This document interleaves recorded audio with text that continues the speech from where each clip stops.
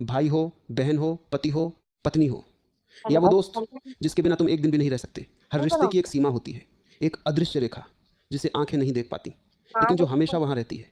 और जो इंसान इस सीमा को नहीं समझता वो जिंदगी भर अकेला रोता है, दूसरों के आगे नहीं, अपने तकिए के नीचे। आज मैं तुम्हें बताने जा रहा हूं वो 7 बातें जो चाहे सामने वाला कितना भी अपना क्यों ना हो, कितना भी सगा क्यों ना हो, कभी किसी को मत बताना। क्योंकि जिस दिन ये बातें तुम्हारे होठों से निकलेंगी उस दिन से तुम्हारा पतन शुरू हो जाएगा। और सबसे डरावनी बात क्या है, तुम्हें खुद पता भी नहीं चलेगा।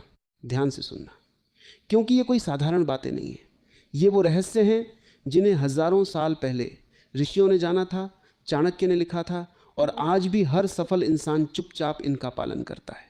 पहली बात, अपने सपने। तुम्हारे सपने तुम्हारे बच्चे की तरह होते हैं।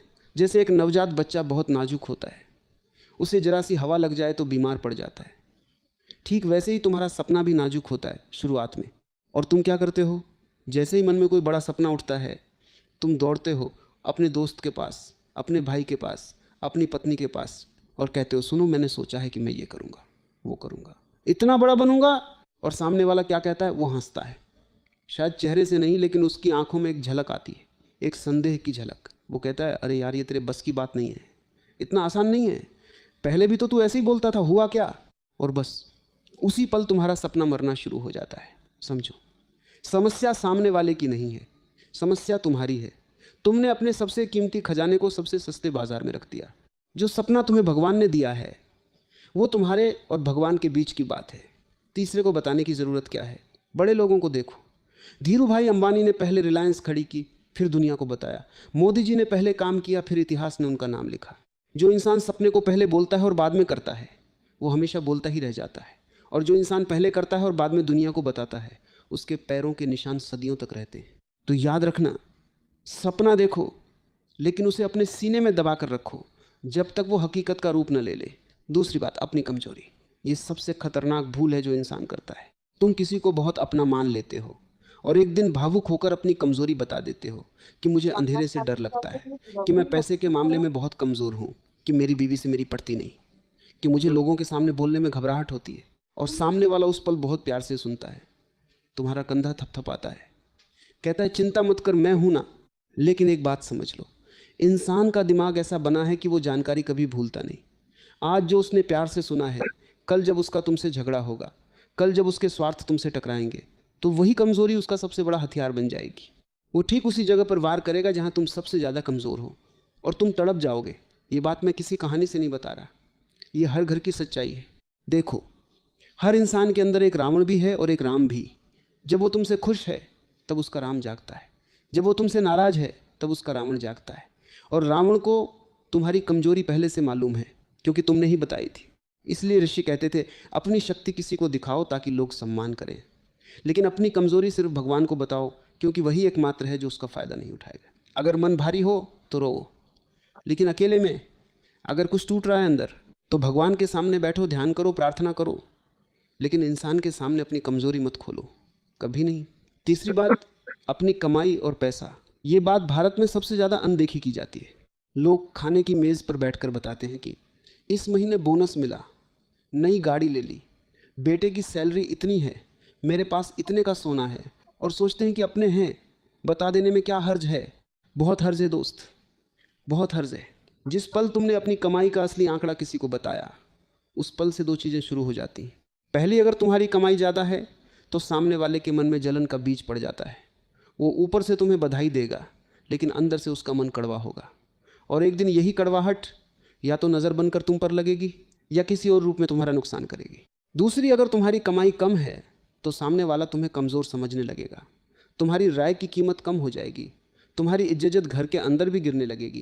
क्योंकि दुनिया का सच यही है, जिसकी जेब हल्की उसकी बात भी हल्की। और एक तीसरी चीज़ भी होती है जिसे लोग कम समझते हैं। जब लोगों को तुम्हारी कमाई का अंदाज़ा हो जाता है तो उधार मांगने वाले बढ़ जाते हैं, रिश्तेदार आने लगते हैं, शादी ब्याह में चंदा बढ़ जाता है, हर कोई सोचता है इसके पास तो है ये दे देगा। और जिस दिन तुम मना करोगे उसी दिन तुम बुरे बन जाओगे।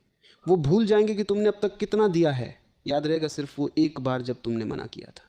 इसीलिए चाणक्य ने हजारों साल पहले लिखा था, अपना धन, अपना भोजन, अपनी पत्नी का सम्मान और अपनी कमाई की असली रकम 4 ऐसी चीज़ें हैं जिन्हें छिपाकर रखना ही बुद्धिमानी है। जिनको ज़रूरत है उनकी मदद करो, पर चुपचाप। लेकिन अपनी तिजोरी की चाबी दुनिया को मत दिखाओ। तिजोरी का राज सिर्फ तुम्हारे और तुम्हारे ईश्वर के बीच रहना चाहिए।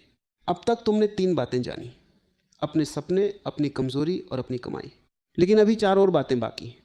और सच कहूँ तो आने वाली चौथी बात सबसे खतरनाक है, क्योंकि ये वो भूल है जो आज के समय में हर दूसरा इंसान करता है और बाद में सिर पकड़ कर बैठता है। बहुत बढ़िया आइडिया दिया तुमने। ओशो स्टाइल वीडियो में मुल्ला नसरुद्दीन और बौद्ध भिक्षु पंडित की कहानियाँ डालने से वीडियो में जान आ जाती है, लोग हंसते भी हैं और सीख भी जाती है। ओशो खुद इसी स्टाइल में बोलते थे। नीचे स्क्रिप्ट कंटिन्यू कर रहा हूँ, चौथी बात प्लस मुल्ला नसरुद्दीन की कहानी के साथ फ़नी ट्विस्ट भी रखा है ताकि ऑडियंस जुड़ी रहे। तो चलो अब बात करते हैं चौथी बात की। और इस बात को समझाने से पहले मैं तुम्हें एक छोटी सी कहानी सुनाता हूँ, मुल्ला नसरुद्दीन की कहानी। मुल्ला नसरुद्दीन एक बार बहुत खुश होकर घर आया। पत्नी ने पूछा, क्या हुआ जी, आज तो चेहरे पर इतनी रौनक है। मुल्ला बोला, अरे बेगम, आज बाजार में मेरी मुलाकात मेरे बचपन के दोस्त से हो गई। 20 साल बाद मिला, बहुत अच्छा आदमी है। मैंने उसे सब कुछ बता दिया। पत्नी ने पूछा, क्या सब कुछ? मुल्ला बोला, सब कुछ, कि मेरी तनख्वाह कितनी है, घर में कितना सोना है, बैंक में कितने पैसे हैं, और हाँ ये भी बता दिया कि अगले महीने हम सब हज पर जा रहे हैं, घर 15 दिन खाली रहेगा। पत्नी ने सिर पकड़ लिया और बोली, मुल्ला तुम्हारा वो दोस्त कौन था? मुल्ला बोला, अरे 20 साल पहले का दोस्त है, नाम तो याद नहीं पर शक्ल जानी पहचानी थी। पत्नी बेहोश होते होते बची। अगले दिन घर में चोरी हो गई। हंसी आई ना?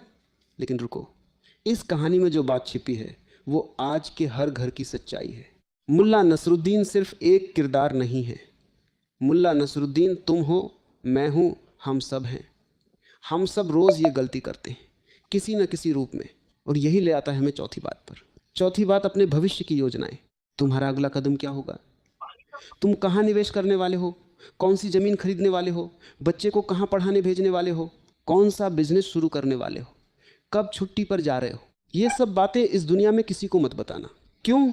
क्योंकि भविष्य की योजना एक बीज की तरह होती है, और बीज को धरती के अंदर रहना चाहिए, हवा में नहीं। जब तुम अपनी योजना दुनिया को बताते हो तो 3 तरह के लोग सक्रिय हो जाते हैं। पहले वो जो जलते हैं, वो तुम्हारी राह में कांटे बिछाएंगे, तुम्हें पता भी नहीं चलेगा। एक फ़ोन कॉल, एक गलत सलाह, एक छोटी सी अफवाह, और तुम्हारी योजना धरी की धरी रह जाएगी। दूसरे वो जो डराते हैं, वो कहेंगे, अरे ये मत करो, फलाने ने किया था, बर्बाद हो गया, ये समय ठीक नहीं है, बाजार गिरने वाला है, और तुम्हारा भीतर का विश्वास हिल जाएगा। और तीसरे वो जो चुराते हैं, हाँ, तुम्हारी योजना सुनकर खुद वही काम पहले कर देंगे, तुम सोचते रह जाओगे और वो आगे निकल जाएगा। और सबसे दुख की बात वो होगा कोई अपना ही। इसीलिए तो बुजुर्ग कहते थे, जो सोचो मन में रखो, जो करो आंखों के सामने। अब एक और कहानी सुनो। ये एक बौद्ध भिक्षु की है। एक नौजवान भिक्षु अपने गुरु के पास गया, बहुत उत्साहित था।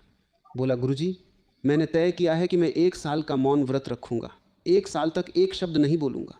पूरे गांव को बता दिया है, सब बहुत प्रभावित हैं। गुरु मुस्कुराए, कुछ नहीं बोले।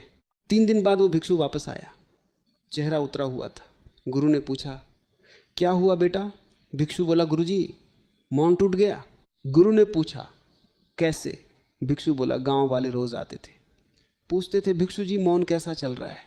पहले दिन मैंने सिर हिलाकर बता दिया, दूसरे दिन इशारे से समझाया, तीसरे दिन झुंझलाकर बोल पड़ा, अरे भाई मौन है मेरा, परेशान मत करो, और बस मौन टूट गया।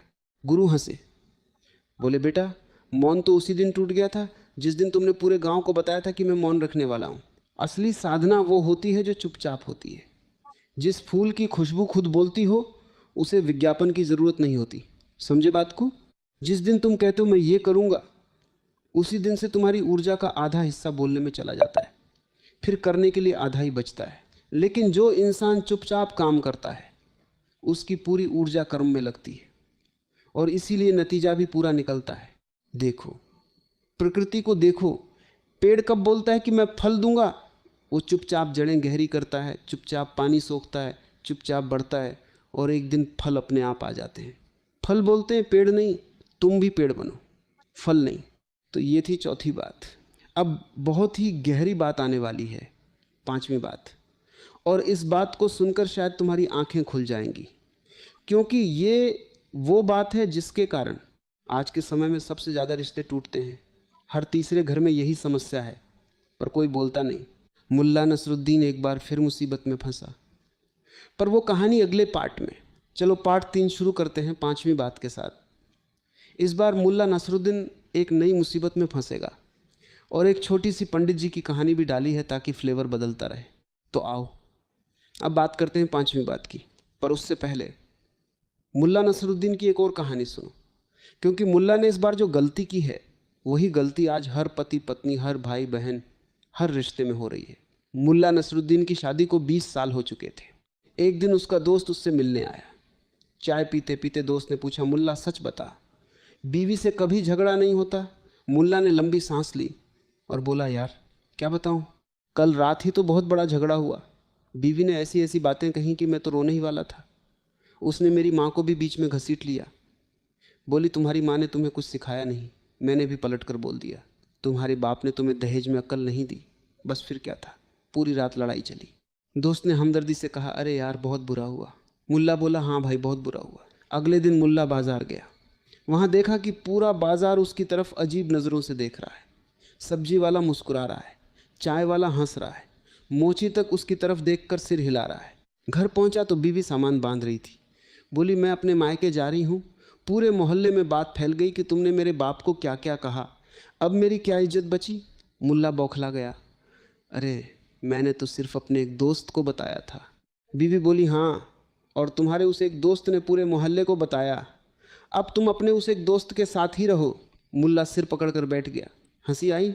आएगी ही, क्योंकि मुल्ला हम सबका आईना है। और यही ले आता है हमें 5वीं बात पर। 5वीं बात अपने घर के झगड़े, अपने रिश्ते की निजी बातें। ये वो बात है जिसे आज भारत में सबसे ज़्यादा तोड़ा जा रहा है। पति पत्नी का झगड़ा हो तो पत्नी फौरन माँ को फ़ोन लगाती है, पति अपने दोस्त को बताता है, सास बहू की शिकायत पड़ोसन से करती है, बहू सास की बुराई अपनी सहेली से करती है, और सब सोचते हैं अरे ये तो अपने हैं, इनसे क्या छिपाना। लेकिन सुनो, एक बात गांठ बांध लो, घर के झगड़े और रिश्ते की बातें ऐसी होती हैं जैसे रसोई का धुआं। जब तक रसोई के अंदर है खाना पक रहा है, पर जैसे ही धुआं बाहर निकल गया पूरे मोहल्ले को पता चल जाता है कि इनके यहाँ कुछ जल रहा है। जब तुम अपनी पत्नी की शिकायत माँ से करते हो तो माँ उस पल साथ देगी, पर वो बात उसके दिल में हमेशा के लिए बैठ जाएगी। कल जब तुम और तुम्हारी पत्नी मान भी जाओगे तब भी माँ के मन में बहू के लिए वो कड़वाहट रहेगी। और जब पत्नी अपनी सास की बुराई मायके में करती है तो माँ बाप उस पल साथ देंगे, पर अगली बार जब वो ससुराल जाएगी तो उसके मन में सास के लिए जहर भर चुका होगा। तुम दोनों तो अगले दिन एक हो जाओगे, पर जिनसे तुमने बातें कही उनके मन में दरार पड़ चुकी होगी और वो दरार कभी नहीं भरती। अब एक छोटी सी कहानी सुनो। एक पंडित जी की, एक गांव में एक पंडित जी रहते थे, बहुत विद्वान, शास्त्र ज्ञान में पारंगत। पूरा गांव उनका सम्मान करता था। एक दिन उनकी पत्नी से किसी बात पर झगड़ा हो गया। पंडित जी गुस्से में मंदिर चले गए। मंदिर में उनका एक शिष्य आया। पंडित जी का चेहरा देखकर पूछा, गुरुजी क्या हुआ? आज तो आप बहुत परेशान दिख रहे हैं। पंडित जी ने सोचा ये तो मेरा शिष्य है, अपना ही है, इसे बता देता हूँ। और उन्होंने सब कुछ बता दिया कि पत्नी ने क्या कहा, कैसे अपमान किया, कैसे आज खाना भी नहीं दिया। शिष्य ने बड़ी सहानुभूति से सुना।